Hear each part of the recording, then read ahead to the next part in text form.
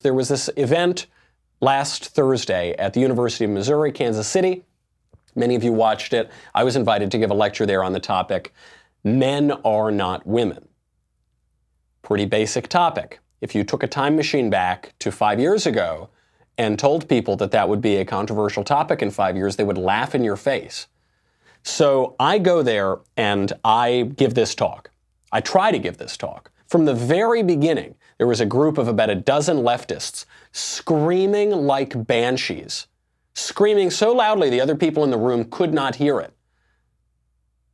Some of the people on video could hear because I was speaking directly into a microphone that was being broadcast. People in the room couldn't because these leftists screamed like hyenas consistently for about 20 minutes. Eventually they get up and they go to leave and they're screaming all these crazy things at me. And then from behind me, out of my periphery, some leftist thug wearing a face mask, the bandana, comes in and he squirts some unknown chemical at me, which had a very strong smell and it had a weird color. What he didn't realize is that the police were right by that door. They dropped him to the ground in a matter of seconds. They arrested him very quickly. He was fighting back. He did not count on there being any consequences to this. So I went on. I made some jokes about it and tried to push on with the speech. It was first then reported that it was paint that the guy tried to spray on me. That's kind of what I thought it was. Then a lot of people in the room who were closer to where the super soaker full of this chemical were reporting that it was bleach. So obviously it seems like the authorities in the room thought that this could be a dangerous chemical, which is why they responded so quickly. We later found out it was non-toxic household chemicals. It seems pretty clear that the kid, this attacker, was trying to give the impression that it was some sort of dangerous chemical, but he wanted to avoid multiple felonies on his record. So probably that was smart for him. Regardless, the point of this is pretty clear. First of all, it could have been anything that he was hurling onto a conservative speaker. And what it really seems to be is a warning shot, which is that if you don't shut up, if you don't kowtow to leftist orthodoxy, you will be intimidated, you'll be shouted down, and ultimately you'll be physically attacked. Don't forget, they didn't start out trying to physically attack me.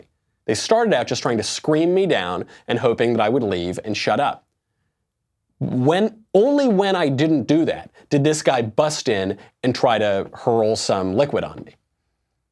That was the ultimate point. So we know that this kind of violence has happened at universities. I'm not the first conservative speaker to be attacked. Charles Murray's been attacked. I think Christina Hoff Sommers was attacked. This has happened at other places.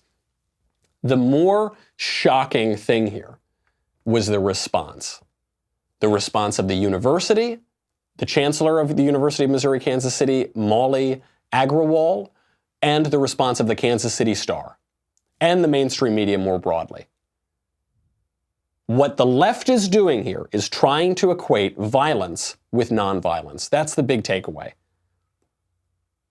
They've been doing it not just to me in this story. Over the past 3 days, they've done it to President Trump. They've done it to Dan Crenshaw.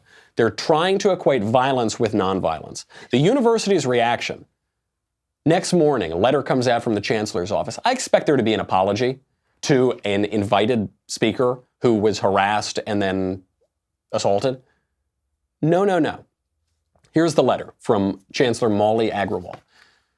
A student group brought a speaker to campus, a speaker whose professed opinions do not align with our commitment to diversity and inclusion and our goal of providing a welcoming environment to all people, particularly to our LGBT community. First of all, what's my stated opinion? The topic of the speech is men are not women. The university doesn't agree with that? The university thinks men are women? Also, the irony, they said this doesn't speak to our values of diversity. I'm the only one talking about diversity. I'm saying there's a diversity of sexes. I'm saying there's diversity between men and women. You're the ones saying that the sexes are completely homogenous. There's no such thing as women. There's only one sex. We're all the same. There's no difference between men and women. But more broadly, this guy opens up his letter not by condemning violence on campus, not by condemning the heckler's veto and these banshee-behaving students who should be expelled from the university. No. He opens up the letter by baselessly smearing the invited speaker as some sort of bigot. He said, my opinions are not welcoming to the LGBT community. I'm some sort of anti-gay bigot. Now, does he cite any of the opinions that are apparently so bigoted? No, of course not, because he can't. What could he say? But that's how he begins. So you can see where the letter is going to go from there. He says, upon learning of this speaker's visit, members of the UMKC community responded in the best way by organizing and conducting a counter-event across campus Thursday afternoon focused on positive messages about diversity and inclusion. First of all, that's not the best way to respond. The best way would be to go and listen to the speaker and then at a different time hold another event where people who disagree with you will go, and then you will discuss these differing ideas and people can come to their own conclusions.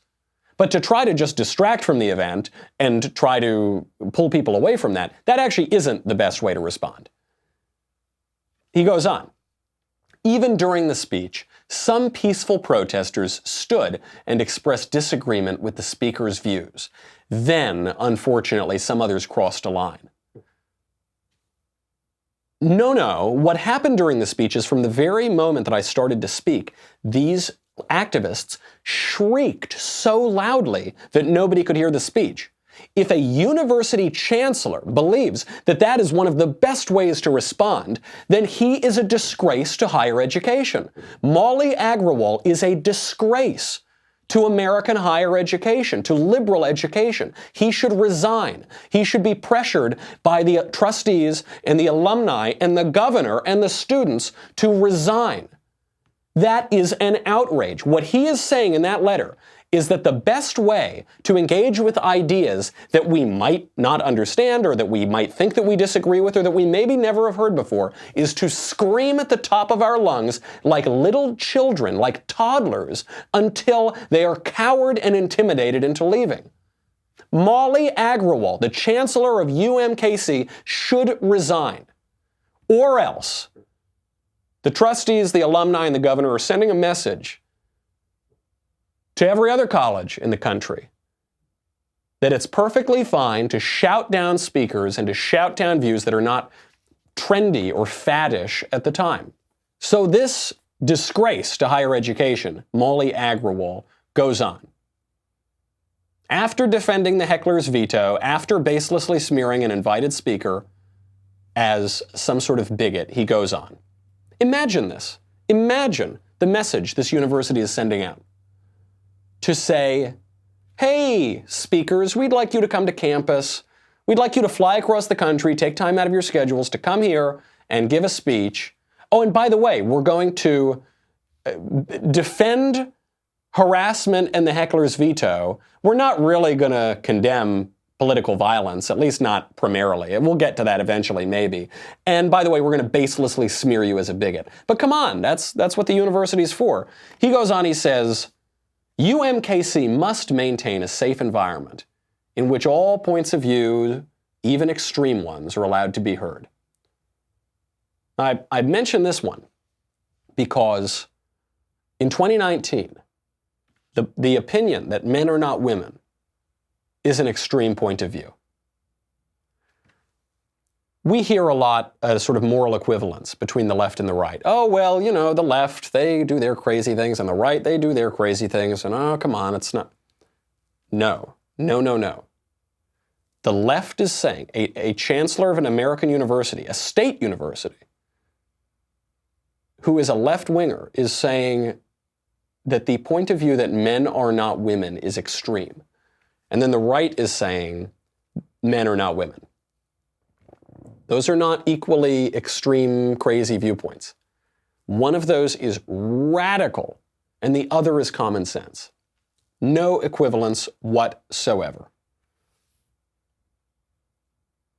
He says, we continue to urge everyone in our UMKC community and the broader community to stay true to our values in the face of provocation.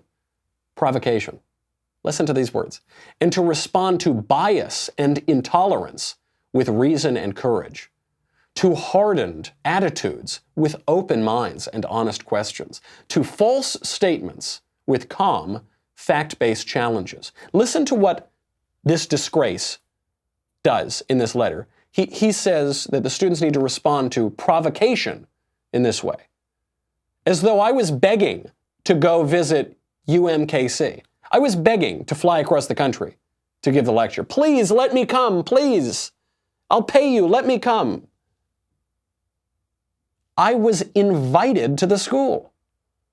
Your school, Molly Agrawal, the school that you represent, invited me to come. That's not provocation. You provoked me, if anything. Provocation. You invited me to speak on a specific topic, which I then did, and for that grave mistake that I apparently made, taking Molly Agrawal at his on face value, for that crazy mistake, I was harassed and physically assaulted.